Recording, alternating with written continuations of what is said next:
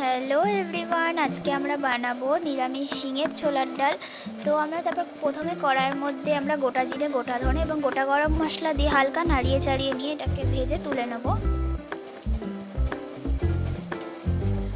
তারপর আমরা একটা কড়াইয়ের মধ্যে কিছুটা জল দিয়ে পরিমাণ মতো নুন আর ডালগুলো দিয়ে সেদ্ধ করে নেব। তারপর ছোলাগুলোকে তুলে নিয়ে তারপর আমরা ওর মধ্যে তেল, গোটা জিরে, তেজপাতা আর শুকনো লঙ্কা দিয়ে আর কুচিয়ে রাখা আলু আর হিং দিয়ে নাড়িয়ে নেব।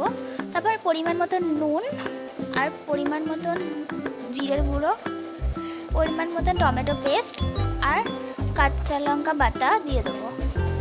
তারপর আমরা ওর মধ্যে দিয়ে দেবো সেদ্ধ করে রাখা ছোলা, দিয়ে এটাকে কিছুক্ষণ সেদ্ধ হতে দেবো।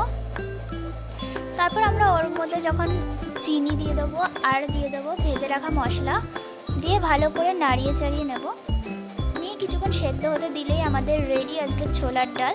তো কেমন লাগলো তোমরা অবশ্যই কমেন্ট করে জানিও, ভালো লাগলে লাইক করে দিও, আর যারা যারা এখনও চ্যানেলটাকে সাবস্ক্রাইব করোনি সাবস্ক্রাইব